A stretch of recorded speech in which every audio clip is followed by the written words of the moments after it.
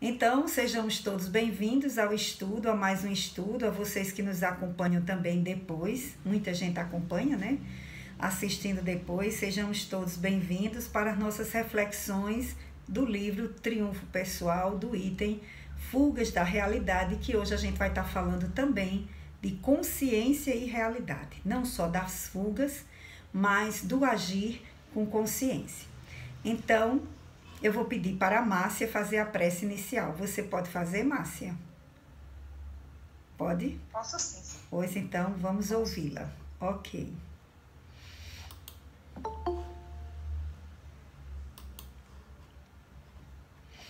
aqui nossas mentes, entrando em sintonia com a espiritualidade maior. Agradecemos a Deus mais uma oportunidade de estudo. Que Ele se faça presente em mais um momento de nosso aprendizado. Que Ele nos intua a termos esperanças em dias melhores e a entendermos tudo o que vem acontecendo conosco. Que Ele receba nossa amiga que partiu hoje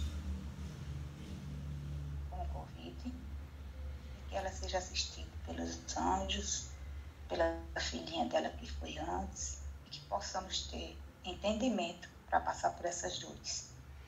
Que a luz se faça, que sejamos gratos por todos os momentos e que entendamos que estamos aqui para um aprendizado e para um despertar de consciência, olhando para nós mesmos e tentando corrigir o que ainda não conseguimos entender e aprender a cada dia com a ajuda do Cristo, de nossos irmãos que estão à frente nessa caminhada e têm bons exemplos para nos mostrar. A cada lar aqui representado seja protegido pelo divino, que tenhamos a certeza que não estamos sozinhos, que Jesus está no leme, que está sempre a nos conduzir.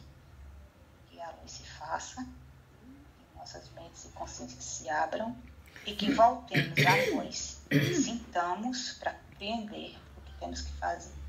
Que Cristo nos proteja, nos ilumine, hoje e por todo sempre. Que assim seja. Que assim seja. Que assim seja. Obrigada, Márcia.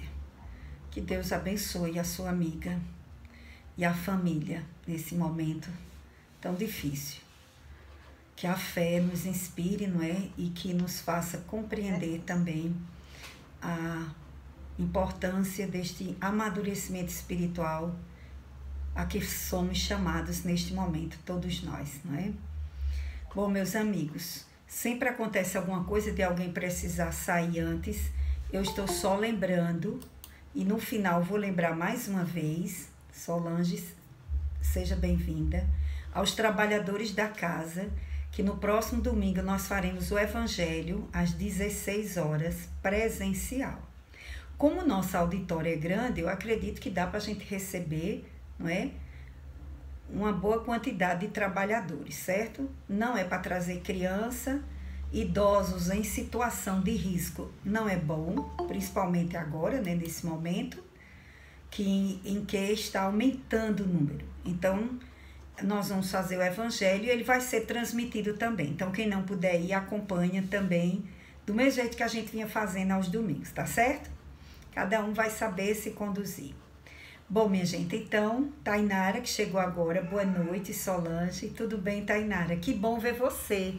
Nunca mais lhe vi. Seja bem-vinda.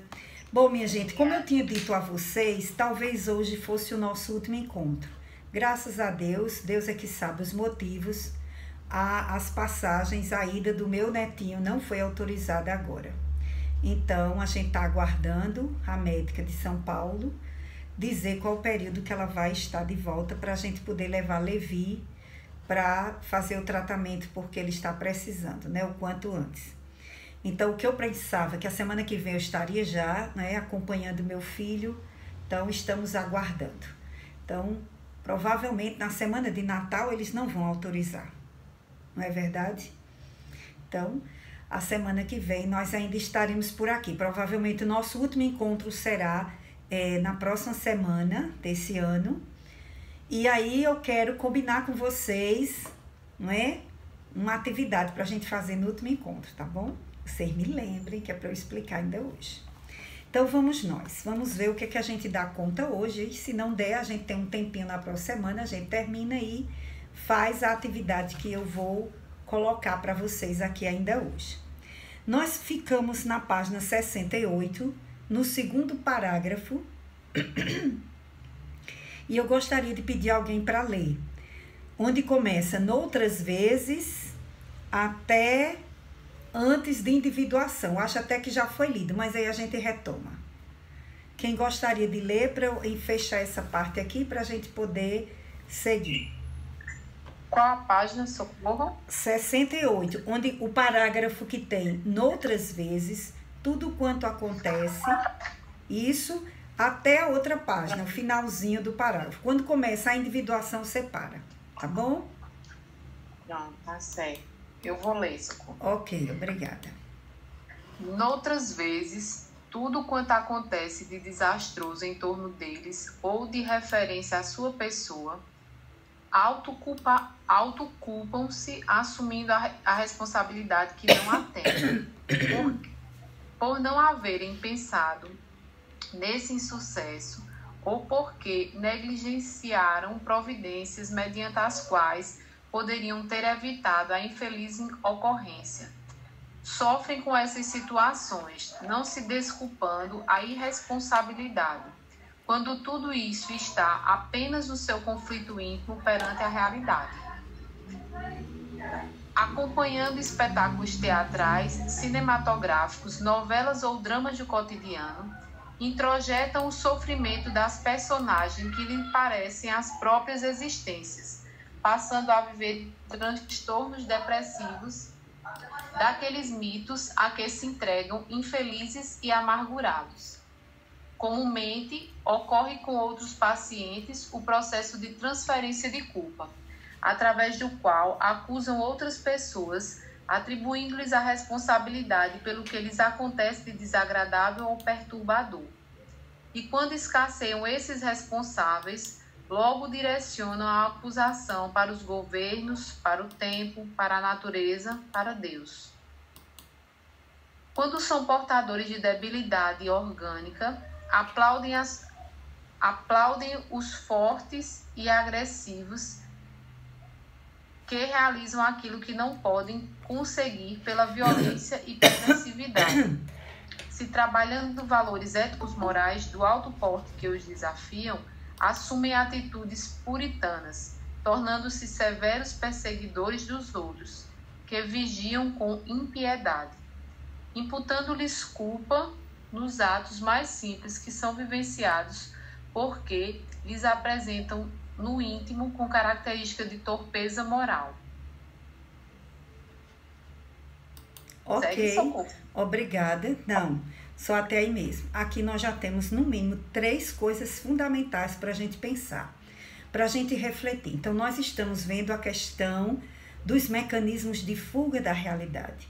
Nós nos utilizamos quando a dor é grande, quando a gente não suporta, quando a gente não quer enxergar, quando a gente é imaturo. Então, eu me lembro que eu fazia muito isso na infância. Então, eu ia dormir, minha mãe queria que todas as luzes ficassem apagadas e eu queria pelo menos uma penumbrazinha lá do banheiro, do corredor, de alguma coisa. Não tinha colher de chá. Então, para eu não fugir daquele medo excessivo da escuridão, eu imaginava muita luz. E às vezes eu chegava a ver uma claridade no ambiente, como se eu tivesse uma luz acesa. Vocês imaginam o que é isso? Então era um mecanismo que eu utilizava para fugir da situação que eu tinha medo. Então eu me imaginava, eu não tinha essa noção que a gente tem hoje de pensar numa luz, num espírito de luz. Eu não tinha essa, eu era criança. Mas eu imaginava um ambiente luminoso, claro. Era uma fuga, para fugir daquela escuridão. Então eu fechava os olhos, não queria presenciar aquilo ali que eu estava vendo tudo escuro, e eu imaginava que era claro, e na minha mente tudo clareava, certo? Então vocês vejam, isso é uma coisa simples, todo mundo faz. É você, olha, é você dormir com a luz acesa, é você não suportar uma coisa e você vai tomar um café, fuma um cigarro, vai falar com alguém, você está tentando fugir daquela dor, porque você só não digere. A maturidade nos leva a sabermos agir com esses mecanismos, a gente saber se ajudar. Então eu vou para o terapeuta e converso, eu tenho um amigo, uma amiga que eu posso confiar, eu vou e tento, né, falar, refletir. Tem gente que quando está estressado demais, qual é o mecanismo que faz? Vai correr mesmo, corre mesmo, literalmente. Vai fazer exercício físico, vai correr, vai para a natureza. Existem os mecanismos que são bons, que nos ajudam, de fuga, mesmo sendo de fuga, mas eles são bons. E existem aqueles que aumentam nossos problemas, certo? Então, há mecanismos que geram dependências, viciações e comprometimentos morais. Então, a pessoa que foge da angústia que ela tem de não se amar e ela vai ter relação sexual com qualquer um, ela está se ferindo. Ela vai sofrer com isso. Ela não está se ajudando. Então, todos nós temos dores que são insuportáveis para o nosso estágio evolutivo. A dor de uma mãe quando perde um filho, a gente não pode avaliar, né? Se ela realmente tinha aquele arquétipo de mãe. Se ela não tinha, joga fora, né? Não tá nem aí. Mas, em geral, o arquétipo que nós temos de mãe, a mãe sofre muito quando perde um filho. Então, ela pode encontrar essa força na fé, na religiosidade, ela pode encontrar essa força na parte espiritual, no amor da família, mas tem mães que não conseguem. Elas passam o resto da vida só vivendo em função daquela dor, fugindo, elas não querem enfrentar o luto. Já foi, elas ainda estão na lamentação. Porque existe um momento da lamentação, do luto e depois da libertação. Então, muitas delas se paralisam em quê? Na lamentação. Eu conheci uma mãe assim. Uma amiga nossa que faleceu aos 19 anos, era nossa amiga, a gente ia ao colégio, todo mundo junto. E a mãe nunca aceitou a morte dela. Viveu enclausurada, fugindo do mundo, sem se preocupar com os outros filhos, só vivendo a dor, a perda daquela filha. Então, com certeza, essa mãe vai sofrer ainda no plano espiritual, até se reencontrar com essa filha, fazer essas pazes, e o tempo que ela perdeu, e o amor que ela deixou de dar a si mesma, aos outros parentes, ao projeto que ela tinha para a reencarnação. Então, ela fugiu de enfrentar essa dor. Nós não estamos julgando essa pessoa, quem somos nós? Nós estamos mostrando as dores e que isso tem a ver com a nossa condição moral, a nossa força interior de suportar isso. Tem gente que se suicida. Quando tem uma perda de um parente, uma perda financeira, não consegue enfrentar a perda moral, a perda econômica, o que for. Então, nós precisamos realmente ter uma compreensão melhor para esses mecanismos de fuga, para que a gente tome consciência da nossa realidade, não é? Tentar ver essa realidade que para nós muitas vezes é dura, mas ela nos traz ensinamentos e ela tem saída. Não é que a gente vai deixar de sentir falta do parente, mas eu posso ressignificar essa dor, certo? Saber que eu vou encontrá-la na frente. Saber que eu também tenho amor para dar a outras pessoas e outras pessoas também podem me dar amor. E além do mais, nós que somos espíritas, que acreditamos na reencarnação, na vida além da morte, no plano espiritual, na justiça e no amor, na misericórdia de Deus, que nada acontece por acaso, que cada alma está em processo evolutivo. Então, nós precisamos nos preparar para quando essas provações duras chegarem, encontrar em nós força moral. É por isso que é importante a gente acompanhar a dor do outro também, porque quando chegar a nossa, a gente vai estar forte. Quem consola e convive com a dor do outro, quando chega a sua provação, você já está mais amadurecido. Quem foge de sentir dor, de ver a dor do próximo e do outro, quando chega a sua, não suporta. Por isso que é importante nós vivermos e convivermos com as dores do outro, porque elas nos ajudam a entender as nossas. Certo? Então, ela está falando aqui o primeiro ponto que ela vai falar é que muitas vezes o que é que a gente faz? Existe o momento em que a pessoa autoculpa, se introjeta a culpa em si mesma, certo?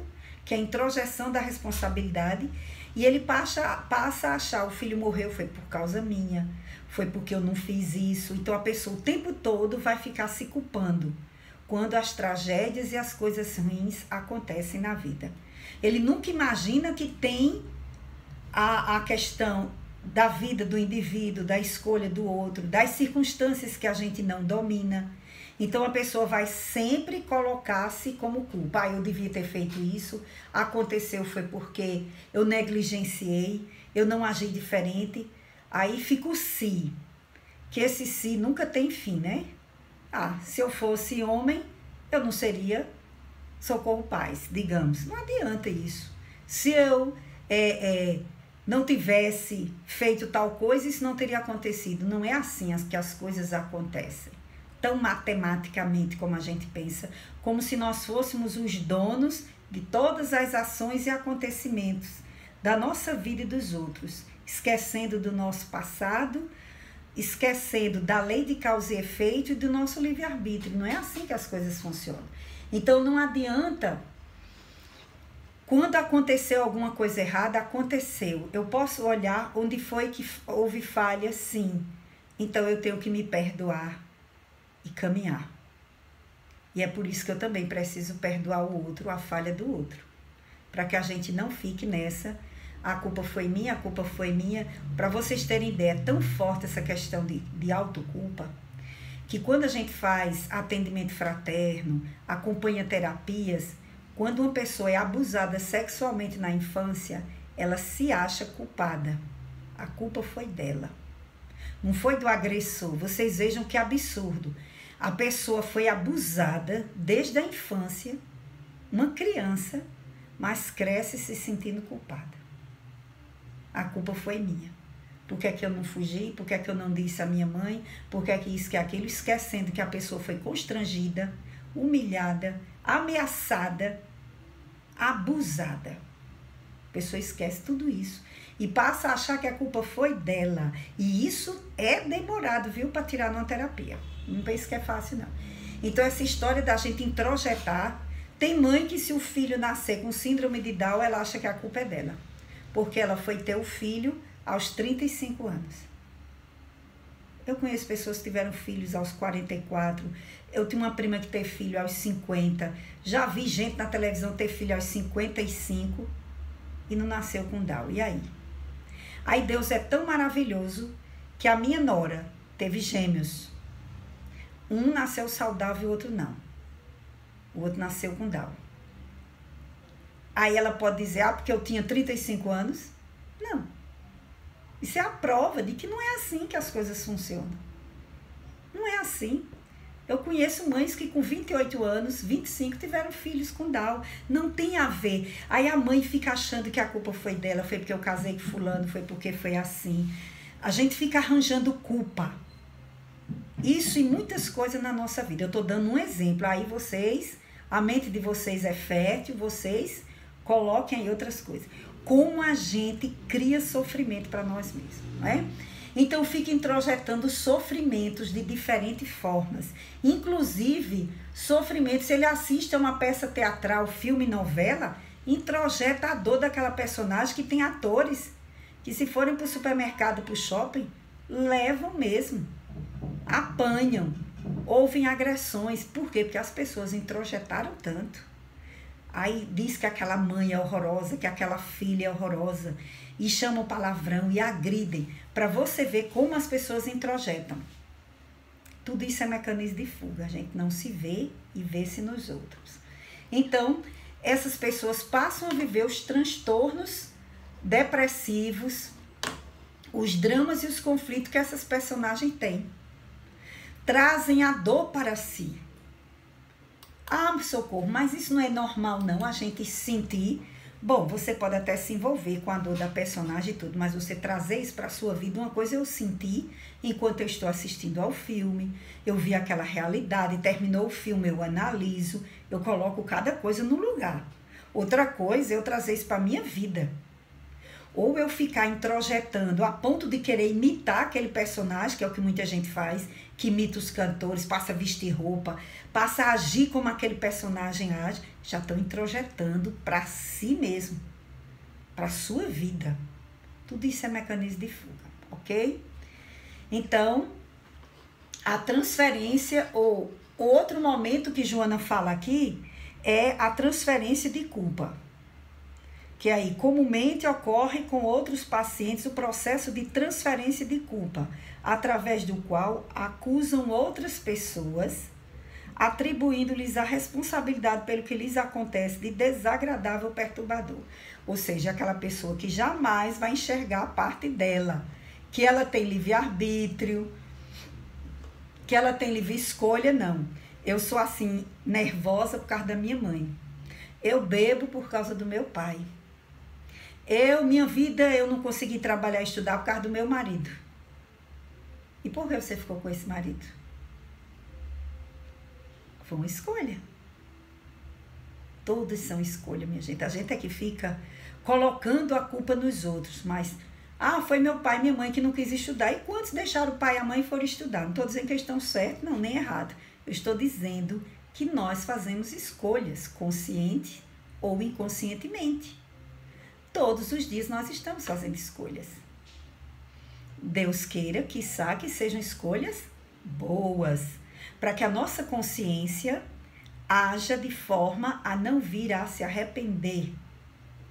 Então, como é que eu estou agindo de forma consciente? Eu estou respeitando o outro? Isso é uma escolha.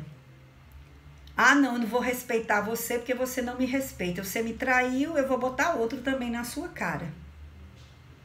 Com certeza essa pessoa vai se arrepender depois. Porque ela está fazendo para transferir a culpa para outro. Eu estou traindo porque você me traiu. Eu lhe matei porque você me traiu. Estou sempre colocando a culpa no outro. Foi ele que me traiu. Foi ele que me deixou nervosa e eu terminei matando. Nunca a culpa é minha. É sempre do outro. O que eu faço, eu sou nervoso porque você é um ignorante. Não tem justificativa. É escolha nossa estarmos com o ignorante do lado. Deus não obriga, minha gente. Olha, tem gente que diz no espiritismo, é meu karma, eu tenho que aguentar. Não existe isso não, minha gente. É escolha nossa.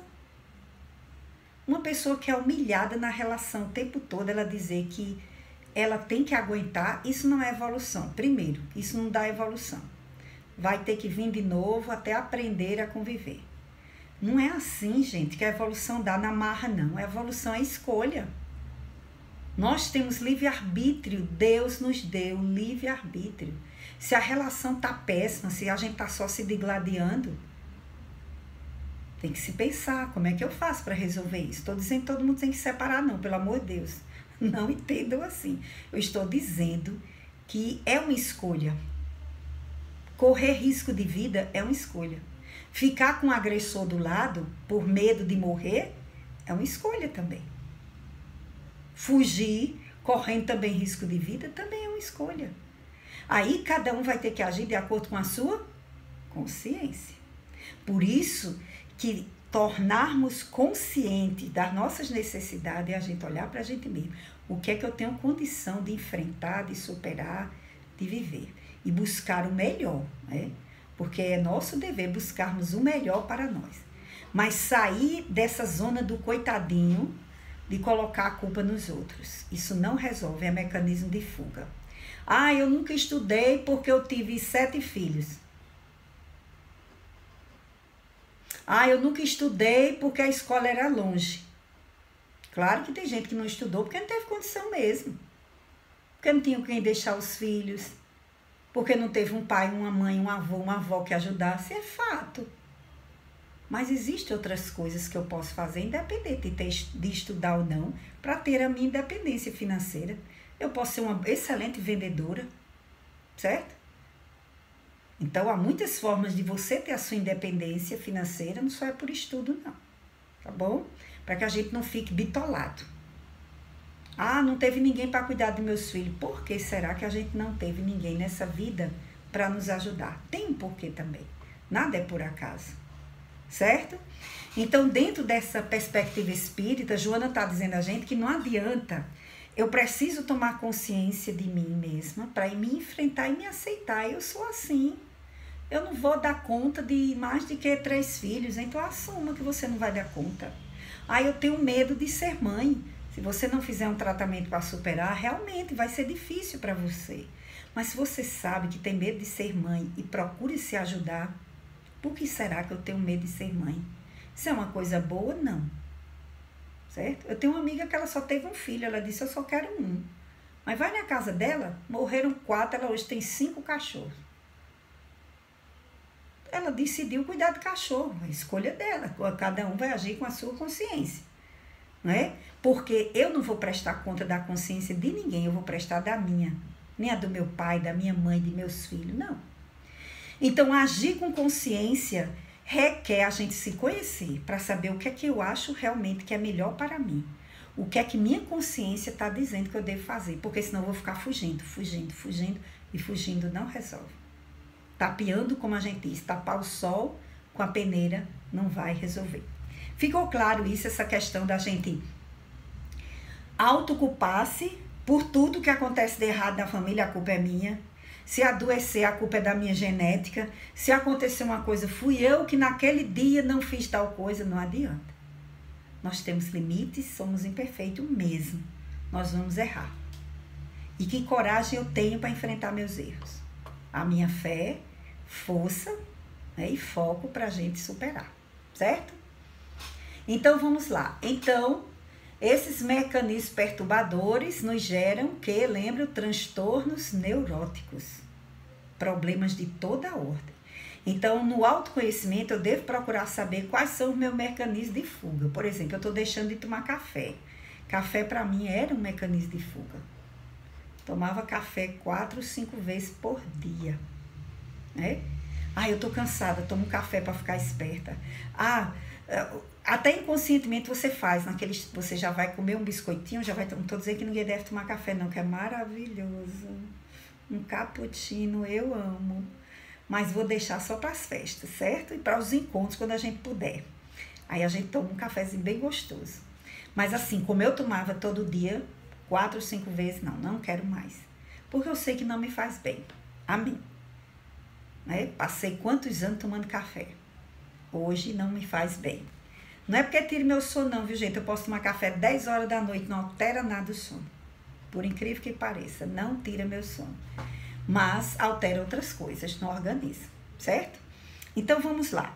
Qual é o outro mecanismo? Vamos ver. Então, não adianta ficar fugindo, botando a culpa é minha, eu sou o coitadinho da vida, ou a culpa é dos outros. E tem gente, tem mais, como ela diz aqui, né? Tem gente que não bota a culpa. Quando não acha mais ninguém, a culpa é do governo, a culpa é do patrão, a culpa é da natureza, a culpa é do lugar onde eu nasci. Para que eu fui nascer no Nordeste? Minha gente, isso é uma bênção. Nascer no Nordeste é privilégio, minha gente. Nascer nessa terra é privilégio. A nossa cultura, o carisma do nosso povo, eu não troco por região nenhuma. Eu não troco. E esse sol maravilhoso que a gente tem aqui, pelo amor de Deus, isso é um paraíso. A gente aqui não sabe que mora num paraíso. O Nordeste tem uma vibração astral limpa. Não se compara com o Sul, não, minha gente. Não se compara, não, nem Sudeste. Então, o Nordeste tem mais essa coisa, sabe, da gente ter a natureza, da gente ter um céu mais iluminado para nós, a energia solar aí, com toda a força. Por isso que dizem que o nordestino ri mais. Já fizeram até uma pesquisa, viu, gente? Diz que, Karina, boa noite, minha flor, seja bem-vinda. Diz que tem uma pesquisa que diz que o nordestino do povo brasileiro é o mais alegre, é o mais feliz, naquela estatística de ter alegria, certo? Serotonina mesmo. Então, vamos lá. Então, o que é que ela diz? Quando a gente, às vezes, não coloca nos outros, termina colocando a culpa é do governo, é porque eu nasci no Brasil, é porque desde a colonização que o Brasil é assim, o povo bota culpa em tudo. Ninguém acha que tem culpa. Eu sofro, eu sou bonzinho, eu sou honesto e o mundo todo não presta, certo? Sair dessa, gente. Então, vamos lá. Depois, Joana vai dizer que a gente também faz a projeção da imagem deteriorada. Quando a gente tem debilidades orgânicas, a nossa tendência ou mentais é valorizar quem tem, fazer dessas pessoas um Deus. A nossa imagem é deteriorada, ou seja, acabada, a gente não tem autoestima, ou por ter algum problema, então a nossa tendência é endeusar quem tem o oposto. Por quê? É um mecanismo de fuga. Por quê? Porque eu não estou me aceitando como eu sou, certo? Eu não estou aceitando meu limite. Então, eu passo a endeusar os outros. E se eu não sou muito evoluído, eu vou pegar os agressivos. Então, se eu sou uma pessoa muito fraquinha, eu vou adorar filme de bandido, que mata bem muita gente, do cara que é bem... Aí, se eu sou uma mulher bem feia, debilitada, ou cheia de problemas, não tenho ninguém, eu vou adorar aquela artista maravilhosa. Ela é minha deusa. Não é nem Jesus, nem Deus. É aquela artista maravilhosa, linda, perfeita, do corpo maravilhoso. Então, há muitas maneiras da gente fazer isso, certo? Então, só quando a gente trabalhar os valores ético-morais de alto porte é que a gente pode superar isso. Mas não pode superar como os puritanos, como ela fala aqui no último parágrafo, que aqueles que já superam alguma coisa passam a julgar os outros, olha, no final. Quando ela diz assim, assumem atitudes puritanas, tornando-se severos perseguidores dos outros, e vigiam com impiedade, imputando-lhes culpa nos atos mais simples que são vivenciados, porque eles apresentam no íntimo com característica de torpeza moral. Então é aquela pessoa que já sabe que sexualidade desregrada não ajuda ao espírito, não dá amor. Aí o que é que ela faz? Ela olha para todo mundo e começa a julgar, tá vendo? Aquela é uma prostituta, aquela é uma vagabunda, aquele não presta, é um deprovado, isso e aquilo. Então ela já passa, como ela não faz, mas já fez. Aí agora não faz, porque já sabe que é errado, aí passa o quê? A dar uma de santo ou de santa, do pauco, julgando os outros, porque a gente não é santo mesmo, né? Ninguém aqui é santo. Então, passa a julgar os outros com impiedade. Isso é fuga. Eu não aceito aquilo que eu passei a vida inteira. Por exemplo, é uma pessoa que na juventude saiu com todo mundo, teve não sei quantos filhos, com 10 mil homens, com 10 mil pais diferentes. Aí quando chega na fase adulta, não quer que a neta tenha nem namorado e nem se beije. Entendeu? Pintou e bordou, mas agora não quer mais que a pessoa chegue nem perto. Ou seja, sai de um extremo para outro. Aí toda novela, se tiver alguém se beijando, pelo amor de Deus, tira desse canal. Isso é uma depravação, isso não presta, e não sei o quê. Quer dizer, a pessoa esquece, ela quer negar. É um mecanismo de fuga. Eu já fiz tudo isso, então não quero que ninguém mais faça. Eu não quero mais fazer, mas eu ainda não superei. Mecanismo de fuga. Então, tudo isso vai nos trazer sofrimentos, porque nós não estamos aceitando ainda a nossa realidade, nem nos ajudando, certo? Então, a partir de agora, a Joana vai falar justamente o que é a individuação. Esse é o processo que todos nós estamos inseridos para a nossa humanização. Não é a gente ainda ser espírito de luz. Segundo Jung, individuação para o espiritismo seria a gente chegar a ser um espírito luminoso, certo? Mas para Jung, ele não vê nesse sentido que o espiritismo vê. Para Jung, é você chegar a despertar a sua consciência na sua busca da conexão consigo mesmo, que é o self, com o seu eu divino. Que para a gente espírita é a mesma coisa, é Deus em nós, entendeu? A individuação é Deus em nós. É aquilo que Paulo disse, já não sou eu quem vivo, é o Cristo quem vive em mim. Então, Paulo chegou a sair do homem que possuía bens materiais, que era lindo, maravilhoso, rico, inteligente, poderoso, perseguidor dos cristãos. Paulo abandona tudo aquilo, vai viver a realidade luminosa com Cristo, até chegar ao ponto que ele diz que vai ser o quê? Que não vai ser mais ele quem vive. Ele já vive os princípios do eu divino de Deus nele. Isso é individuação para a perspectiva junguiana. Ou seja, para nós espíritas seria a nossa evolução. Então, ninguém vai se individuar nessa vida. A gente não vai conseguir esse processo evolutivo da noite para o dia. Vocês estão percebendo isso? Isso exige um processo. Mas nós temos que pensar nele. Então, Joana vai dizer, a partir do momento que eu não me deixo ser guiada pelos meus arquétipos, que são os modelos preconceituosos de dificuldade que a gente tem de conviver com as diferenças, as falhas dos outros, na hora em que eu supero os meus complexos, os meus conflitos, os meus dramas, eu estou crescendo para chegar à minha individualização. Ou seja, para chegar a ser quem realmente eu sou, o eu divino que está em mim. Quem eu realmente sou? Será que eu sou isso que está aqui? Não, isso aqui é uma representação momentânea do espírito que eu sou, que nesta vida tem nome Socorro Paz, que nesta vida tem 7 filhos, que nesta vida é espírita, que nesta vida fez o curso de professora. Mas isso não sou eu ainda. Se eu achar que eu sou isso, eu estou atrapalhando o meu processo de evolução. Nós somos muito mais do que o que a gente aparenta. Nós somos um ser que temos muito mais experiência do que o que a gente apresenta hoje e que temos muito mais conquistas a fazer do que a gente já conseguiu hoje. Então, eu não sou só isso aqui. Eu tenho defeitos, tenho traumas, tenho problemas de vidas e vidas para serem vividos que nem nessa vida vai ser aberto, porque eu não teria condição de saber, como qualquer um de nós. Nós somos muito mais, mas é importante nos aceitarmos hoje, enquanto Socorro Paz, enquanto Hélito, enquanto Aline, Márcia, Paula, Iris e etc., todos nós que estamos aqui. Compreender essa minha necessidade hoje, certo? Para a gente buscar essa humanização. O que é que eu preciso humanizar em mim? O que é que eu preciso me tornar melhor? O que é que eu preciso não fugir? O que é que eu ando fugindo? Será que eu já descobri? Eu já descobri algumas fugas minhas.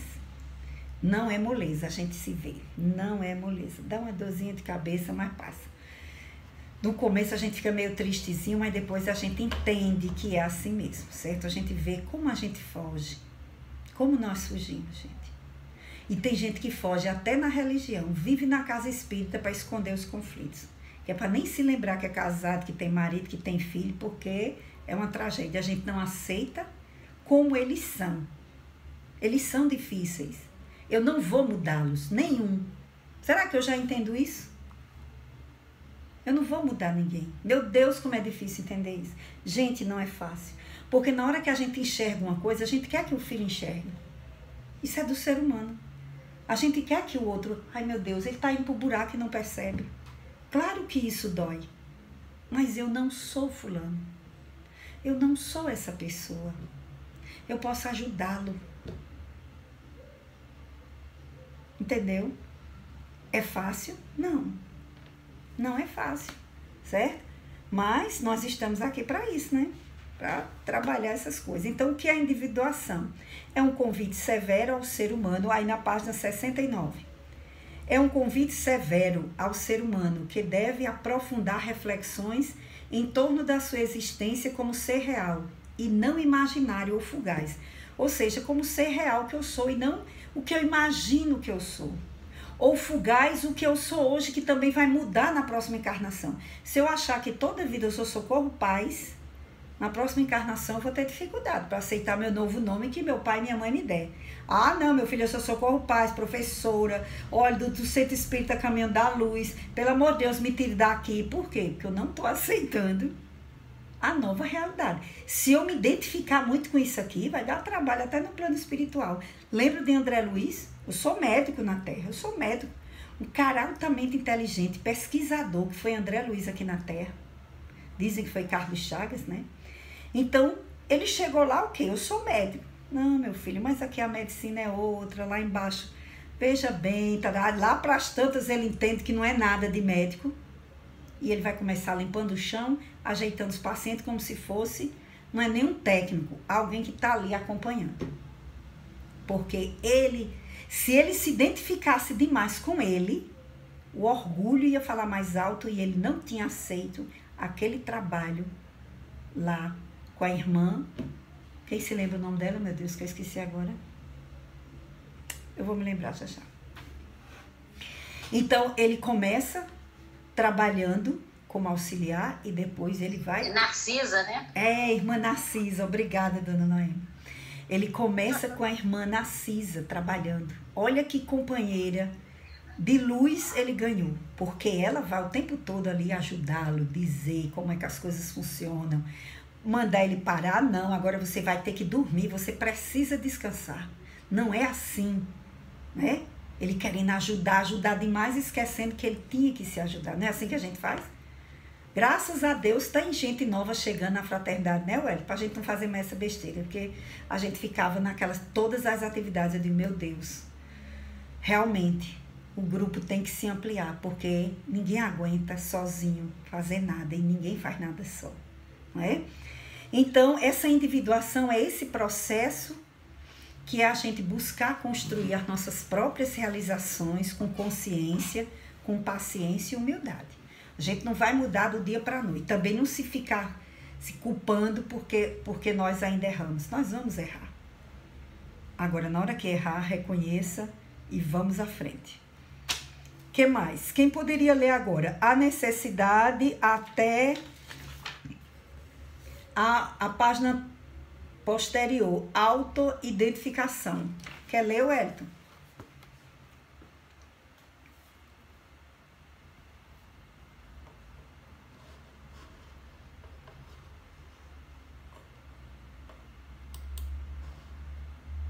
Dá para ler?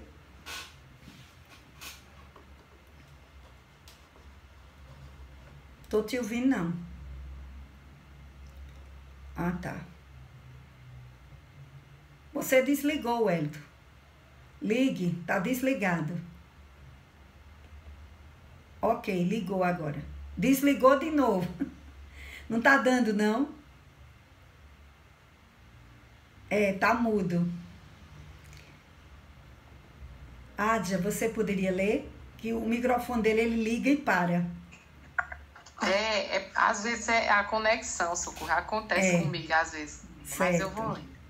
É da parte que parou. Já foi o primeiro parágrafo, né? De individuação, a gente segue a partir de a necessidade, né? A necessidade, isso. Até o final do parágrafo na página seguinte. Pronto, tá ok. A necessidade de cuidadosa psicoterapia se impõe nesses casos, auxiliando o paciente a autodescobrir-se, a identificar as heranças pretéritas que assomam do inconsciente individual com caráter punitivo e das quais busca libertar-se mediante essas fugas espetaculares, inconscientemente elaboradas, mas que se lhe tornam dominadoras no dia a dia existencial. Então, nós ficamos na necessidade de psicoterapia, certo? Obrigada, gente, por terem me esperado. Veja bem, por que é necessária? Como eu estava dizendo para vocês, na hora que a gente começa a falar sobre os problemas com uma pessoa que entende, ela vai começar a conseguir encaixar as coisas, a nos fazer perguntas, a nos fazer refletir. Mas se eu não tenho essa pessoa, eu posso falar, como eu disse para vocês, para um amigo, para uma pessoa mais experiente, às vezes até num atendimento fraterno, a gente tirar uma dúvida, mas há uma necessidade da gente procurar ser auxiliado para a gente descobrir, refletir com o outro na convivência, falar com o outro para o outro também dar um feedback, dizer, olha, eu acho que você está assim, você está precisando se ajudar, você está muito nervoso, você está muito agressivo. Então, numa convivência mais saudável, em que as pessoas se colocam e podem conversar, e a gente deve conquistar isso, falar com as pessoas com sinceridade, isso não está me fazendo bem, eu gostaria que a gente descobrisse outras formas. A gente acha que só resolve as coisas no grito, né? Eu não sei onde a gente aprendeu isso, né? Mas nós introjetamos muito a cultura do grito, de achar que é só brigando, reclamando que a gente vai conseguir. Aos pouquinhos a gente chega lá. Então, no parágrafo seguinte, ela vai fazer um comentário sobre Maslow, né? Sobre essa figura, né? Que é um psicólogo estadunidense que estudou a psicologia humana, né? Ele é humanista. E ele fez um trabalho muito interessante. Ele nasceu justamente no final do século XIX, né? Ó, século XX. Século XIX. Já era o século XX, que ele nasceu em 1908, século XX. Então, você veja, ele vai fazer uma hierarquia de necessidades no ser humano para mostrar a gente o quanto nós precisamos atender certas necessidades, que é o que Joana está trazendo aqui. Vocês estão vendo que Joana, embora ela fale muito em Jung, mas ela, veja que ela mexe com todas as áreas da psicologia, né? Então, aquilo que é importante, ela não é exclusivista, ela sabe que há contribuições importantíssimas dentro dos estudos psicológicos. E o que é que Maslow vai dizer? Ele vai falar justamente que as necessidades humanas seguem uma hierarquia, que ele denominou hierarquia dos motivos humanos. Conforme o seu conceito de premência relativa, uma necessidade é substituída pela seguinte mais forte, numa hierarquia de necessidades. À medida que uma é satisfeita, você vai surgindo outras necessidades. E é por isso que tem aquele ditado que diz que a gente nunca está satisfeito. Porque você conseguiu uma coisa, você vai atrás de outra. Só que ele fez isso de uma forma muito inteligente, né? Porque na época ele é o inovador que traz essa necessidade. Então ele colocou as necessidades de forma decrescente, certo? De acordo com as necessidades nossas. Então ele fez uma pirâmide e colocou essas necessidades. Ele vai dizer que a primeira necessidade nossa é a necessidade fisiológica. Então, quando você está com a necessidade de fome, você não vai se lembrar de outra coisa, você vai querer comer. Quando você está com a necessidade fisiológica de excreção, você quer ir a um banheiro. E se a necessidade for grande, você não vai nem selecionar muito. Você vai ter que eliminar outras coisas para atender aquela sua necessidade que é mais premente, que é mais urgente. Então, nessa pirâmide, Maslow, juntamente com outros teóricos, vão fazer uma hierarquia, que quando você tem suas necessidades fisiológicas satisfeitas, você vai para outra necessidade. Então, ele colocou em 5 necessidades, que eu vou explicar bem rápido cada uma. Quem quiser aprofundar, vocês procuram na internet, porque o objetivo aqui não é aprofundar, é a gente saber o que é que Joana quer ao citar isso. Quais são as necessidades que eu já tenho como básicas e as que eu estou buscando realizar. Isso é autoconhecimento, ok? Então, Maslow vai dizer quais são as necessidades básicas, fisiológica, segurança, afiliação, autoestima e autorrealização. Eu vou repetir: fisiológica, segurança, afiliação, autoestima e autorrealização. Inclusive, dizem que ele é muito estudado para orientação sobre crescimento profissional, orientação na administração de empresa, porque se a gente analisar mesmo, como a gente vai ver agora, quando você não tem uma dessas necessidades equilibradas, você não avança. A gente vai ver isso por quê. Então, isso tem a ver com motivação, por isso que as empresas trabalham, porque a empresa quer saber o que é que leva você a trabalhar, né?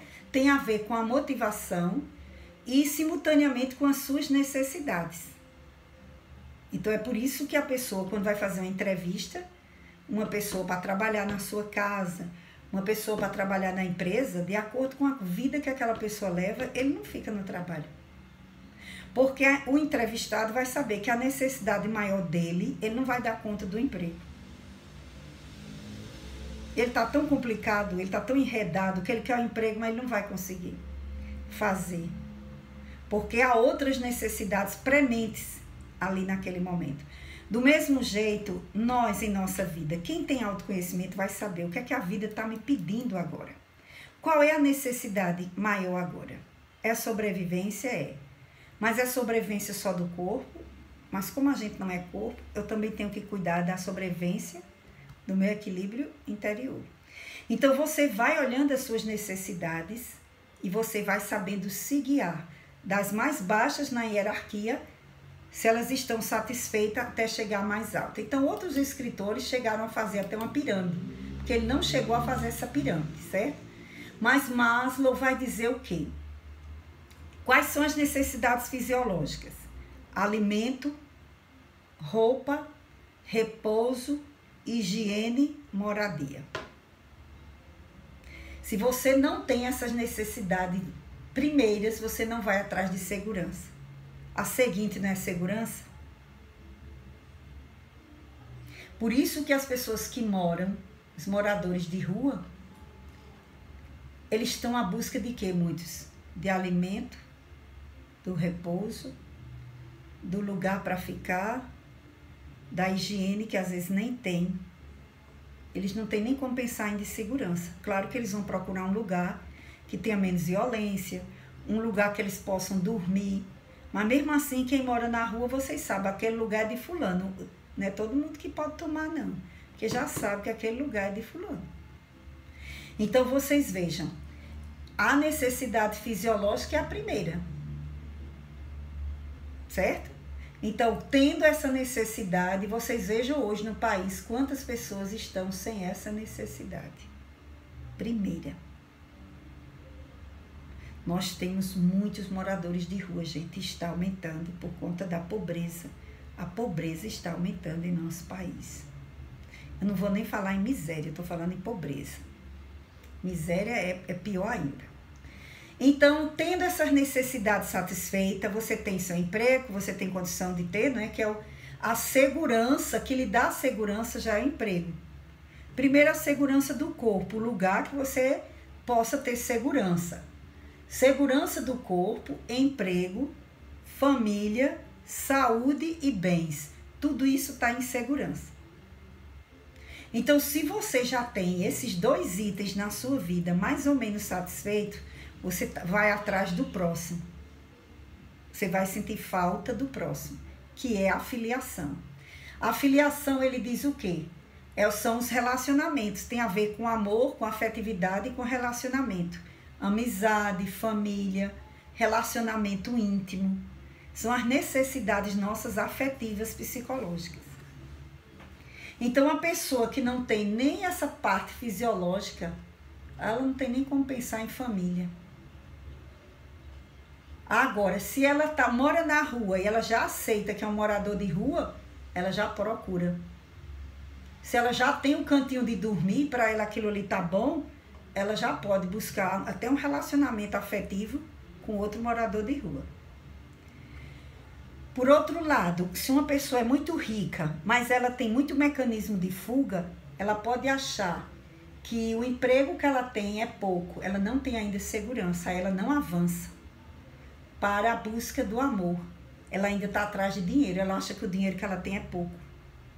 Ela ainda está atrás de segurança financeira, ela quer muito dinheiro, quer ser um milionário, quer ser rico.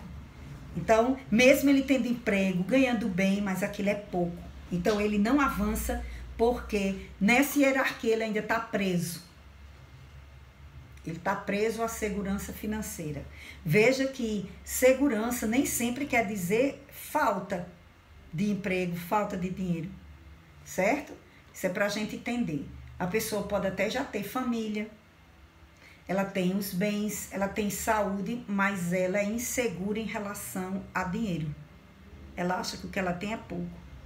Ultimamente, uma pessoa veio falar comigo porque um parente dessa pessoa trabalha de dia à noite para ganhar dinheiro para reservar no banco com medo de ficar pobre. E a família tentando orientar, dizer que não precisa disso, que a pessoa tem casa, tem comida, tem emprego, tem carro, tem 500 mil no banco e acha que é pouco e tem que trabalhar, não se dá direito nem de uma folga no final de semana, porque tem que trabalhar para ganhar mais, porque é pouco. Então, veja, essa pessoa está ainda se sentindo insegura. Então, veja que não tem limite. O cara pode estar morando na rua, um morador de rua, e ele não sentir necessidade de trabalhar. E ele não sentir necessidade de família. Ele está seguro lá no cantinho que ele dorme, que é a vida assim. Tem gente na rua assim, gente. Tem gente que quer sair, mas tem gente que está lá e está preocupado, não. E tem gente milionário e que acha que o dinheiro é pouco, com medo de ficar pobre. Ele ainda está na segurança. Se a gente já consegue esse equilíbrio nessa hierarquia, já tem as necessidades fisiológicas, você não é uma pessoa ambiciosa, você não quer ter um guarda-roupa com mais de 100 pares de sapatos, né? Você não quer ter 100 camisetas dentro do guarda-roupa, que eu conheço gente que tem. Então, você não tem essas neuras, então você já vai para outra. Você, para se sentir bem, não precisa desse exagero. Por que as pessoas estão exagerando? Porque elas ainda se sentem seguras ou não se sentem amadas, que é o seguinte, a filiação. É o amor, relacionamento. A pessoa tem amizade, tem amigo, mas ele não confia em ninguém. Ele tem família, mas ele não ama nenhum parente. Família é obrigação, é para festa de final de ano, ele não se abre para amar ninguém. Porque a filiação afetiva não é os outros que tem que dar a gente, não. Somos nós que sentimos e passamos a dar ao outro. É você que se sente amigo. Se o outro não te considera, é problema dele, mas você tem gratidão, gosta dele, se lembra, o outro nem é aí para você, mas você todo ano se lembra do aniversário, se lembra do Natal, se lembra de outras coisas, e o outro nem. Quem não tem essas figuras? Se não tiver, então é um extraterrestre. Porque quem está na Terra tem essas figuras que a gente gosta, mas elas não estão nem, só se lembra da gente porque ou no desespero ou porque a gente se encontrou. Mas isso não é ruim, importante é o que você sente por elas. Isso é que é importante. Então, essa afiliação, que é o terceiro item na pirâmide, a base da pirâmide fisiológica, as necessidades, que todos nós aqui já temos satisfeito, a não ser que a gente seja muito vaidoso. Eu vou contar um fato que vocês vão rir. Eu ri porque para mim na época foi um espanto. Uma amiga chegou e disse: Socorro, o bazar você vai abrir? Eu digo: vou. É tanta gente pedindo esse bazar esse ano, gente, que eu vou terminar fazendo. Nem que entre só de 3 em 3. Mas vocês podem trazer as coisas que a gente vai ver como é que a gente faz esse bazar. Pode trazer coisa boa, viu? Que pobre não gosta de coisa fraca não, viu? Coisa fraca você deixa numa sacolinha e dê na porta. Eu tô dizendo isso porque o que chega de coisa velha aqui que nem o lixo quer. Pelo amor de Deus, gente, não manda não. Eu sei que não são vocês não, mas avisa um ao outro. Só manda coisa boa. Pobre só gosta de luxo. Eles adoram vestido chique, sapato brilhoso, tudo do mesmo jeito que a gente gosta. E eu digo que eu não sou pobre porque eu posso comprar. Então eu não posso, não é arrogância. Eu tô dizendo que eu sou. Tá certo? Então manda pra cá que eu arranjo um jeito da gente fazer esse bazar. Então essa amiga chegou e disse: Socorro, eu tenho umas sandálias para mandar para tu. Pode trazer? Eu digo: pode, mulher, que pode trazer as sandálias. Eu achava que é normal, né? A pessoa doar 3 sandálias, 4, né? Talvez até 5. Gente, quando ela abriu o carro, que tirou um saco daqueles grandes assim de sandália, eu comecei a rir na frente dela. Eu disse: isso é só teu. Eu disse: mulher, eu só tirei o que eu não estava usando. Aí eu olhei, eu disse: ô bênção, tanta mulher vai ficar feliz, mulher, tá certo, o ano que vem tu traz mais. Era um saco, minha gente, uma sacola. Olha, não tinha menos de 50 pares de sandália ali dentro, não. Mas, olha, foi uma festa, as mulheres amaram, porque a gente vendia o quê? A R$1 naquela época. R$1 um par de sapato, o tênis era R$2, sapato social 3, 4, chique. Eu tô só mostrando para vocês que isso né? É da índole nossa, é natural, eu não estou censurando não, achei ótimo, quem tiver muitas coleções pode mandar que a fraternidade agradece, a família Feckley vai ficar felicíssima. Então veja bem, a gente se espanta porque a gente é humano, mas a gente já fez tudo isso, nem adianta a gente querer se achar, porque já pintamos e bordamos em todas as classes sociais. Hoje a gente está vendo isso, mas a gente já fez pior. Estou dizendo comigo também. Então, vamos lá. Então, a questão da afiliação. Então, vamos lá.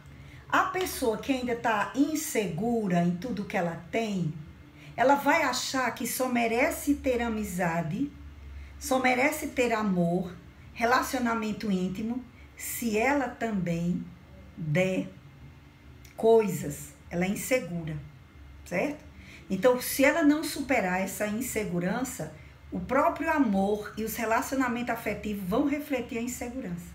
Se eu achar que eu só vou ser amada, se eu for linda, maravilhosa, se meu nariz for perfeito, como está hoje, as meninas hoje, minha gente, vivem um dilema. Porque o que tem de gente fazendo cirurgia para os lábios ficarem enormes, Os meus até que ficariam bom, viu? Se eu aumentasse um pouquinho aqui, ó. Vocês deem risada, gente, pelo amor de Deus. Mas é verdade o que tem de gente neurótico, porque não tem dinheiro para fazer essas coisas, gente. A pessoa acha que só vai ser amada, ela é tão insegura que ela acha que só vai ser amada se for perfeita, linda, maravilhosa, se o homem for perfeito. A gente está esquecendo atração, afinidade, outras coisas que não tem nada a ver com aparência física. Afinal de contas, se você só gostar de alguém por aparência física, cuidado. Porque se a pessoa sofrer um acidente, você vai descobrir onde estava seu amor e a decepção vai ser grande. Não é? Então, vamos lá.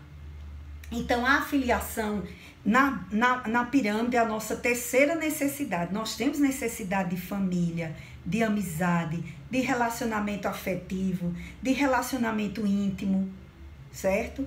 Então, isso são necessidades do ser humano. Se eu tiver essa necessidade satisfeita, aí é que eu vou para a seguinte. Qual é a seguinte? Autoestima. Bom, essa hierarquia foi ele que propôs. Claro que outras teorias vai dizer que se você não tem autoestima, ninguém lhe ama, ninguém vem para você. A gente aqui não vai questionar isso. Eu estou só mostrando a escala que ele fala das necessidades. Como é que anda a sua vida? Suas necessidades fisiológicas estão satisfeitas? Você tem segurança em relação ao emprego, à família, à saúde, a bens? Você não é uma pessoa neurótica por bens? Você tem um relacionamento saudável com sua família? Você tem amigos? Então, você é uma pessoa que está caminhando para ter suas necessidades básicas psicológicas em harmonia. Aí Maslow apresenta a autoestima, que é a autoconsciência de mim mesma e o respeito que eu tenho a mim e aos outros. Ó, ele já coloca numa escala de valores éticos morais, que a gente na doutrina espírita já diria, é um espírito que já está tomando consciência de que é um ser em evolução e que ele está crescendo nessa autoconsciência. Veja que já é um degrau a mais. Você não pode escolher, exigir de uma pessoa, ou querer com uma pessoa que está lutando pelas necessidades básicas, que ela já tem autoestima, respeito próprio ao outro. Não tem. Porque se ela está passando fome, ela vai terminar roubando. Entendeu? Ela vai terminar aprendendo a conviver com determinadas coisas. Ela vai perder até a autoestima de se arrumar, porque ela não tem banheiro para tomar banho. Não tem sabonete, não tem roupa para se trocar. Então essa pessoa, ela não vai chegar a esse nível da autoestima, a não ser que ela esteja na rua por escolha própria. Tem um filme de Augusto Cury que fala sobre um rico que termina morando na rua. É O Vendedor de Sonhos. Vocês já viram esse filme? O Vendedor de Sonhos. Ele se frustra tanto, tem tanta decepção. Ele perdeu a segurança porque a família... Eita, já estou dando meu spoiler, peraí, né? Deixa pra lá, não vou dizer nada não, porque é que ele tá na rua. Vocês vão descobrir. É muito interessante, mas ele tá lá por escolha. Aí ele tem já autoestima e ele tá procurando a sua autorrealização, porque ele já superou esses outros itens. Então, veja bem. Então, depois que nós buscamos essa busca de afiliação, você tem uma família, você tem amigos, você tem um grupo religioso que lhe fortalece espiritualmente, com quem você pode contar, tudo isso lhe ajuda na autoestima. Aí depois que você está nessa autoconsciência, que é o que Joana está dizendo a gente toda hora, para a gente buscar, a gente chega a buscar a autorrealização, que é o quê? É quando eu passo a investir na minha aquisição moral. Eu quero ser uma pessoa melhor hoje do que ontem. Se ontem eu agredi 3 pessoas, hoje eu digo, meu Deus do céu, eu não quero agredir ninguém. Mas se eu chegar a agredir uma, eu já diminuí. Eu estou procurando hoje ser melhor do que ontem. Se ontem eu briguei muito, discuti muito com meus parentes, cobrando deles, e hoje eu estou tentando ouvir calada, sem estar cobrando, eu estou procurando ser melhor. Então, essa autorrealização é a busca da moralidade, é a busca da criatividade.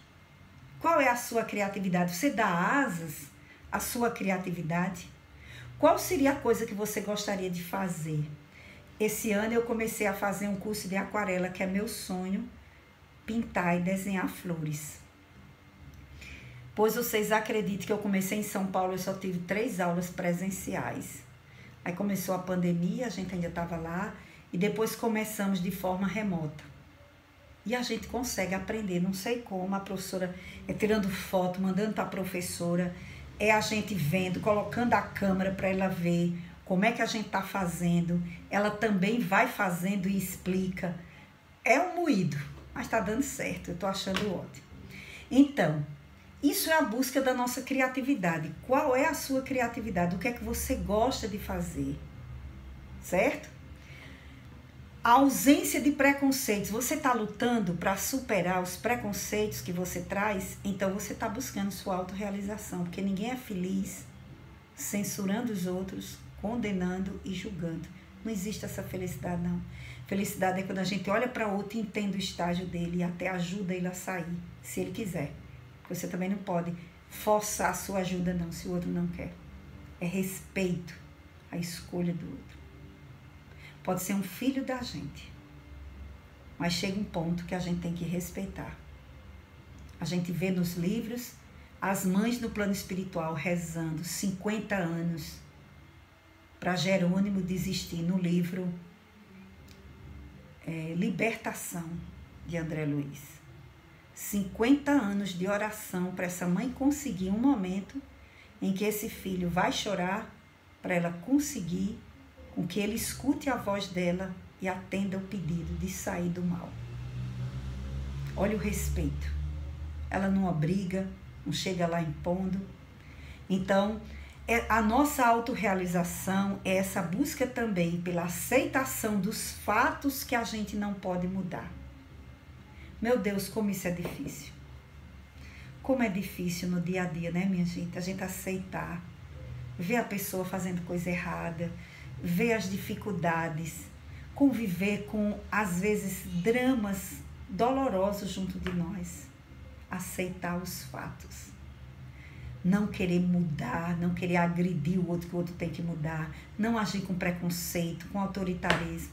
Por isso que já é essa autorrealização que Maslow está falando, é o que Joana diz de individuação, de ser um ser luminoso, que é o ser que já tem luz. Mas a gente chega lá. Bom, ficou claro para vocês? Alguém conseguiu pensar aí onde é que nós estamos? Eu acho que a gente está numa misturada. O que é que vocês acham? Eu acho que a gente está numa misturada. Como nós somos complexos, a gente tem roupa, tem casa, tem alimento, mas a gente nunca está satisfeito. Por quê? Porque a mídia diz que sua blusa, essa cor já está fora de moda. Aí a mídia diz que seu Natal só vai ser maravilhoso se você tiver aquela festa, aquela coisa. E esse ano, com a pandemia, eu não sei como é que a gente vai comemorar Natal, né? A gente vai ter que pedir para que seja o mínimo de pessoas possíveis na sua casa, ter todos os cuidados devidos, porque o aniversariante é Jesus, não é a gente não. É Jesus, a gente tem que pensar nele, não é? Então, aquele evangelho maravilhoso, a gente está unido para agradecer, mas com todos os cuidados e distâncias possíveis, né? E se for comer, cada um vai lá, prepara o prato, quantos vão? Só 2 de uma vez ou 3? Vai à mesa, faz o prato e sai, e cada um distante. Cada um com um saquinho para botar sua máscara, para não botar em cima dos móveis da casa da mãe e da avó. Todo cuidado. Eu vou fazer aqui com alguns de meus filhos, mas vai ser nesse protocolo. Vai ser desse jeito. Vai lá, 3 vão agora à mesa e faz o prato. Terminou sem falar. Só tira a máscara quando for comer. No seu cantinho. Então, como a gente é muito complexo e insatisfeito, o que é que a gente faz? A gente sente falta de roupa, a gente sente falta de tudo. Aí começa a ficar inseguro. Não, eu não tô bonita, fulano tá arrumado, eu não tô. Fulano tem não sei quantos amigos, eu não tenho. E a gente começa a sofrer. Porque fica se comparando com os outros. Porque a gente nunca está satisfeito. Essa satisfação só começa quando a gente começa a ver o que realmente é essencial. Vocês estão me entendendo? Concordam comigo que a gente está numa mistura aqui nessa pirâmide? Qualquer coisinha, a autoestima da gente vai lá embaixo. Qualquer coisinha, a autoestima vai lá embaixo. Respeito a nós mesmos, a gente não se respeita. Faz só o que os outros querem, não sabe dizer não e não conhece os nossos limites nem os dos outros. A nossa vida está uma bagunça. Quando eu olho assim, eu digo, meu Deus do céu, tantos anos de espiritismo, Senhor, me ajuda. Como é difícil pegar a teoria e trazer para a prática. Não é fácil. Falar isso aqui é ótimo, é maravilhoso. Agora, a gente viver no dia a dia exige de nós, para, socorro, pensa agora. Pensa o que é que você está cobrando, exigindo dos outros, como é que você está se vendo. Não é fácil não, gente. Mas esse é o nosso processo. Como é que a gente vai crescer se a gente não aceitar olhar para tudo isso? Então, essa autorrealização é a ausência de preconceitos. Você só vai ser feliz se você não tiver preconceitos. Você só vai ser feliz se você começar a aceitar a sua vida como ela é. Não quer dizer comodismo, não. É aceitar o que a gente não pode mudar. Eu não posso mudar meu marido, eu não posso mudar meu filho. Eu posso caminhar com ele, ajudá-lo, mudar nunca. E nem ficar com raiva porque ele não muda. Porque aí é defeito nosso. Eu não posso ter raiva do inferior. Eu não posso ter raiva do viciado. Eu não posso ter raiva do frágil. Ah, porque ele me dá trabalho. Porque eu vou sofrer o resto da vida com você. Mas nós não estamos juntos por acaso. Nós não estamos aqui por acaso. Então, toda essa pirâmide vem dizer a gente o quê? Se você já tem o que é essencial, criatura, para de sonhar em querer mais. Para. Não já tem o essencial, então vamos, para. Eu assisti aquele filme, é um documentário do Papa Francisco, que eu botei no grupo. Gente, final de semana, tire uma horinha e assista aquilo ali para você ver o que é um espírito evoluído. Não tem religião não, espírito evoluído nasce em todo canto. Ele diz que a humanidade precisa cada um ser um pouco mais pobre, que é para dar ao outro. Isso é uma tapa na cara da gente. A gente tem demais e acha que não tem. Porque nós nos acostumamos a olhar quem tem mais. A gente só vive na televisão. Meu Deus do céu, quando eu vejo as novelas, as mulheres dentro de casa com um salto desse tamanho, de batom, maquiada, com a roupa mais chique do mundo dentro de casa. Agora isso é na pobreza e é na riqueza. No nível da pobreza, o arrumado da pobreza. No nível da riqueza, o chique da riqueza. Eu digo, meu Deus do céu, o que é que eles querem com isso? Para mostrar que toda hora a gente deveria estar assim. Gente, o merchandising que existe dentro de uma novela, vocês não imaginam não. De tudo, de maquiagem, a roupa, a utensílios domésticos, a cozinha, tudo aquilo ali é preparado para a gente ter vontade de comprar.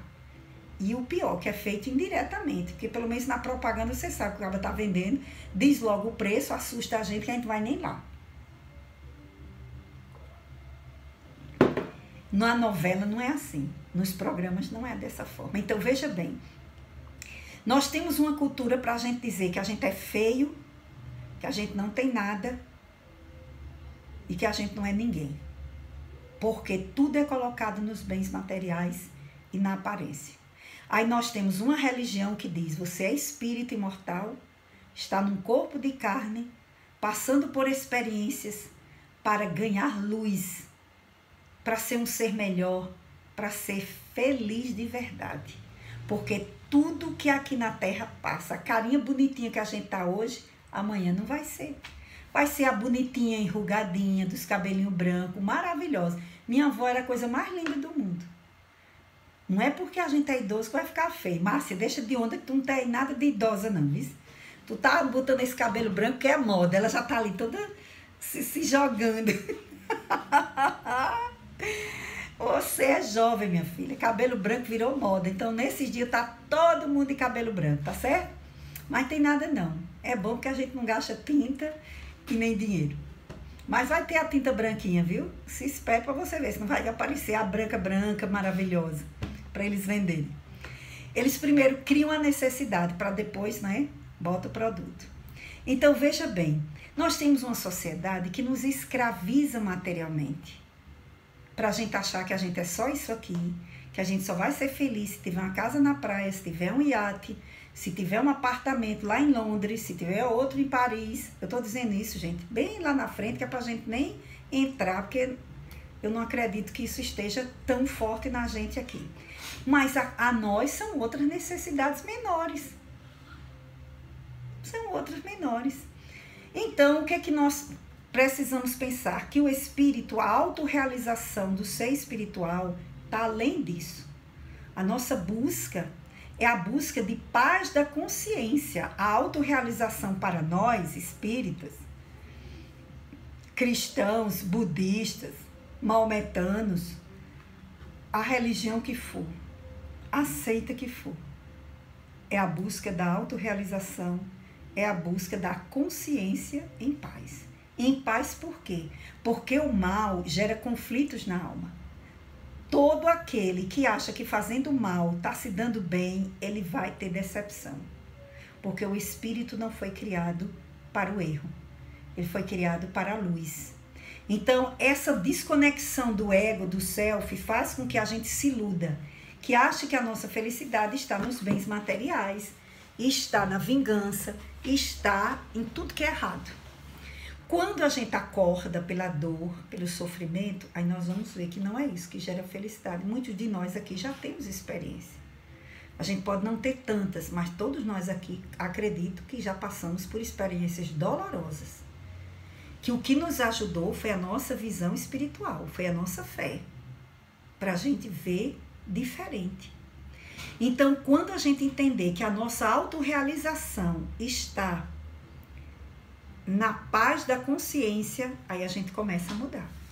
Aí eu não quero mais ter inimigos, eu prefiro perder a discussão do que perder o amigo, eu prefiro não falar em política do que meu irmão não vir mais na minha casa, nem minha irmã. Eu prefiro deixar meu irmão, que é de outra religião, ficar falando e eu ficar calado ouvindo, para eu não perder a companhia nem a visita de meu parente. Eu deixo que o outro... Boa noite, Aline, bom evangelho. Eu deixo que o outro pense diferente de mim, eu procuro entender, para que eu não me distancie dessa pessoa e eu possa, de fato, ajudá-la. Aí eu já vou ter outra visão. Então... a proposta da doutrina espírita é a gente entender, Joana está falando dessas necessidades, porque justamente ela vai dizer, ela faz até um comentário que na Idade Média, como não existia muita propaganda de consumo, as pessoas viviam felizes como eram.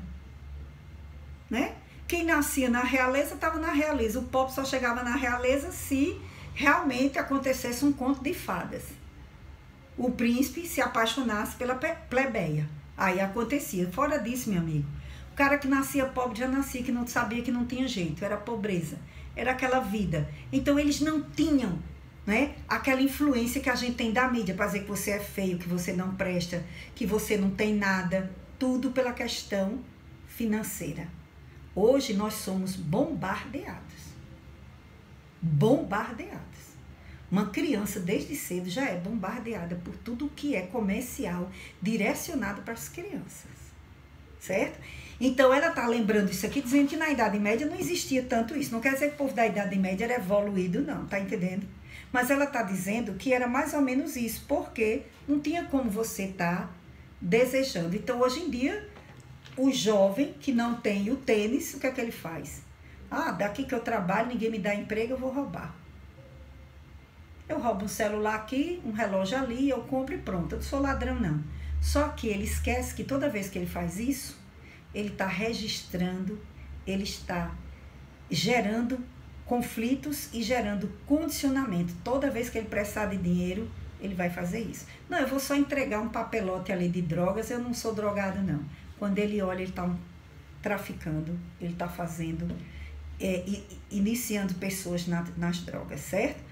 Então, todo mundo começa com a ingenuidade. Não, eu vou tirar só esse dinheirinho aqui. Todo mundo tirou dessa empresa que foi contratada. Eles estão felizes, a gente também. E daí por diante, passa os deputados, senadores, todo o pessoal envolvido na política, quando olha, está todo mundo no caixa 2. E começou com uma besteira. Não, gente, isso aqui é só uma gratificação. E quando olha, a pessoa está acostumada. Então, nós somos muito assediados para fazermos as coisas erradas. É o troco que chega errado e a mãe não ensina desde cedo, você vai devolver. Para ensinar a honestidade. A criança chegar da escola, tinha uma aqui que eu tinha que olhar a bolsa todo dia. Não, essa borrachinha do meu colega, se você não entregar, eu vou lá entregar na frente de todo mundo. E teve vezes de eu ir para a sala de aula. Professora, por favor, pergunte de quem é tal e tal coisa. Todo dia tinha um lápis diferente. Foi meu coleguinha que deu. Quem deu nada? Quem danado vai estar dando lápis todo dia os outros? E borracha. A gente tem que ensinar de cedo. Ensinar a honestidade, dar exemplo, que é para as pessoas crescerem sabendo que não adianta a gente se espelhar, não é, na facilidade. Quem busca fácil tem as consequências, a dureza depois. Porque nada é fácil. Não existe aprendizado fácil, gente. Não existe. Tudo é trabalho.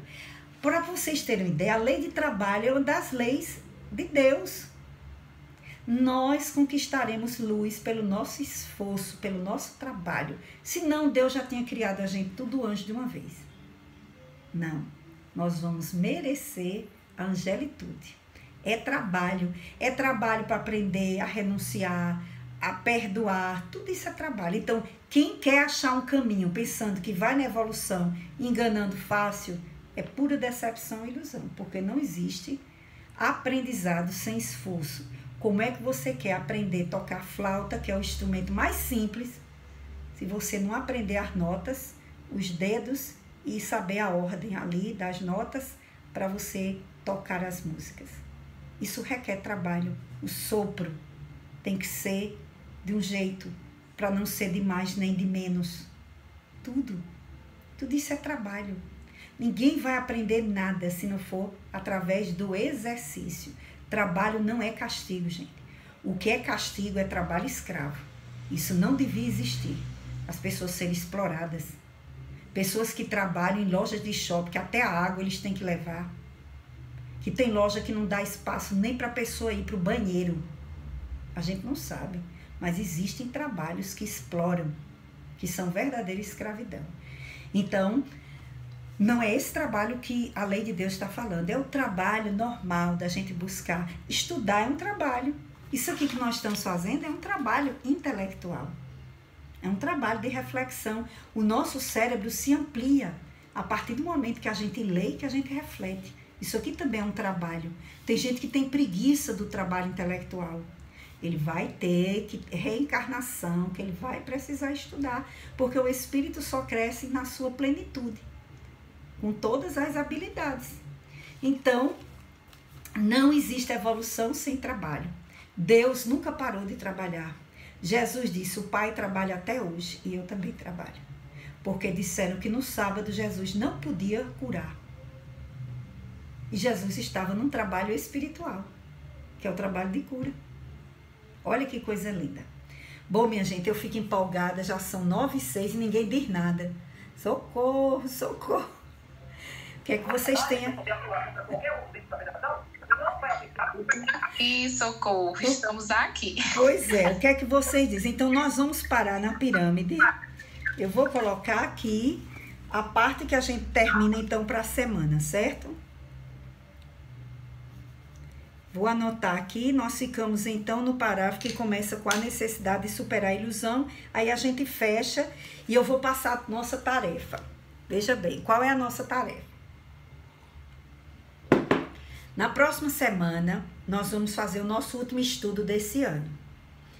E eu estou pensando só em voltar depois do carnaval. Por quê? Porque meu netinho vai fazer a cirurgia. Provavelmente eu vou ter que ficar com ele mais de um mês, eu não sei que período eu vou estar de volta, certo? Geralmente na fraternidade a gente só voltava os cursos depois do MIEP, estão lembrados, né? MIEPinho, que agora é MIEP Kids, porque juntou o MIEP Baby e o MIEPinho, né? Tinha 2 faixas etárias, então botaram o MIEP Kids. Então, eu pensei o seguinte, vocês aproveitam para terminar de ler, certo? Vocês vão lendo, fazendo anotações, para a gente voltar em fevereiro, depois do carnaval. O que é que vocês acham? Tá bom? Vocês prometem que vão ler? Aí, veja bem, o que é que eu quero para sexta-feira? Eu vou terminar, digamos que eu termine isso aqui em meia hora, certo? A gente vai reduzir. Eu gostaria que cada um de vocês escolhesse um assunto que lhe chamou a atenção e que você vai trazer para a gente, você vai dizer por que isso foi muito importante para você. Qualquer conceito, qualquer assunto que a gente tenha abordado. E eu vou abrir espaço, claro que ninguém é obrigado, minha gente, pelo amor de Deus. Né? Eu sei que tem gente que é muito encabulada, que tem gente que se disser isso não vai nem entrar na sala. Pelo amor de Deus, entre para ouvir seus colegas. Porque eu sei que vai ter gente que vai querer falar. Então eu quero que vocês tenham pelo menos 3 minutos para vocês fazerem uma pequena exposição.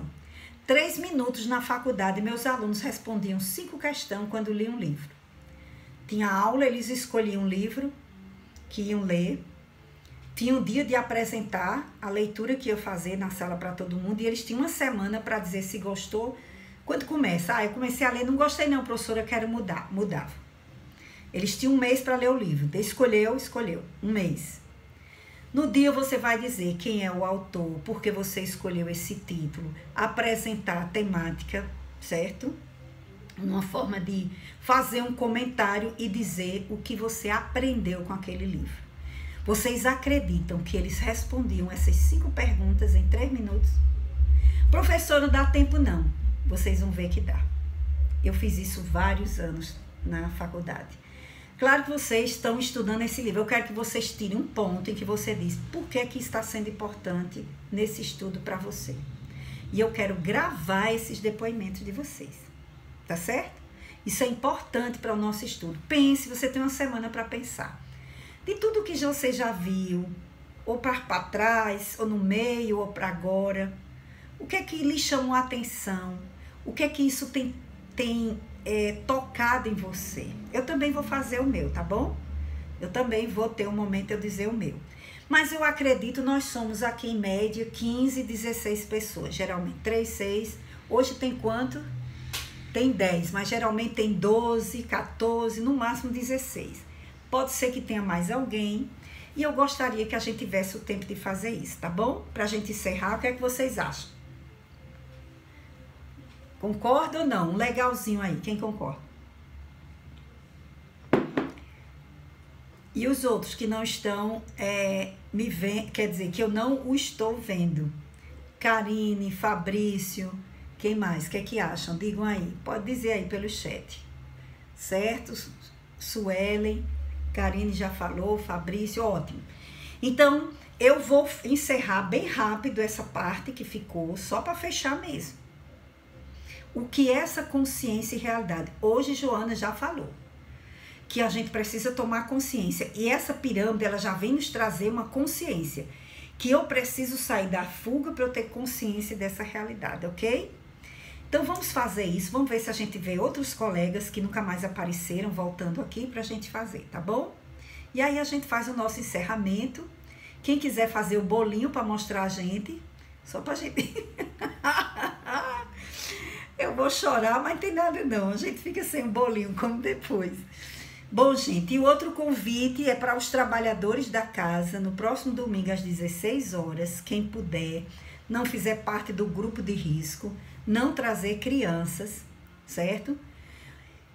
Participar do evangelho presencial, nós vamos fazer às 16 horas. Será um prazer contar com a presença de quem puder, tá bom? Vamos fazer a prece? Ádia hoje leu, mas se fizer a prece não tem nada não, quem sabe? Quem outra pessoa gostaria de fazer a prece? Quer fazer, Ádia? Posso fazer, Socorro. Pode fazer? Pronto, então tá certo. Então pronto, então faça, pra gente ouvir sua voz. Vamos agradecer. Muito obrigada, minha gente, por tudo. Após esses comentários, essas reflexões essa noite, que possamos ser gratos ao nosso Pai, ao nosso Mestre Jesus, companheiro de todas as horas, Senhor, que tanto nos ensinas, que tanto nos amas, mesmo com nossas limitações ainda, mesmo com nossas pendências, enfim, mesmo com tantos complexos e com tantos desafios, ó Mestre, Tu nos compreendes, nos amas e torces pelo nosso crescimento íntimo e espiritual.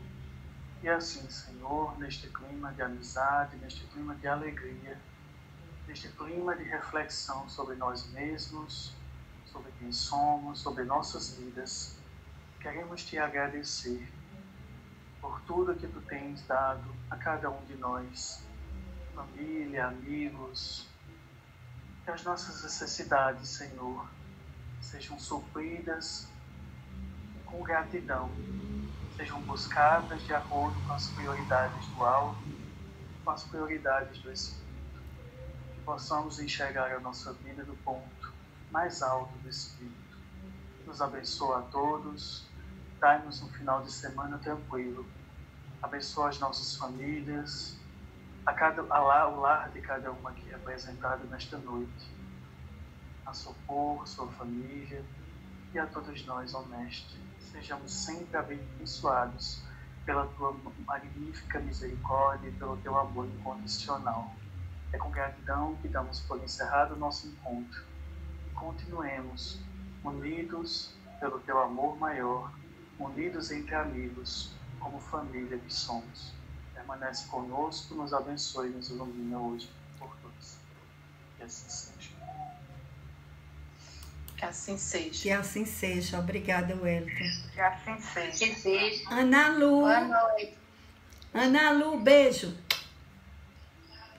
Gente, muito obrigada pela presença de todos vocês. É uma alegria a gente estar aqui. É uma alegria a gente estar aqui. Vamos nós para mais uma semana, um final de semana feliz. Vamos ter os cuidados devidos. Vamos orar, né? E vamos tentar fazer alguma coisa para diminuir a dor do mundo e a nossa também, tá bom? Um abraço bem grande, minha gente. Deus abençoe. Boa noite. Boa noite para todos. Boa noite. Tchau. Fica com Deus.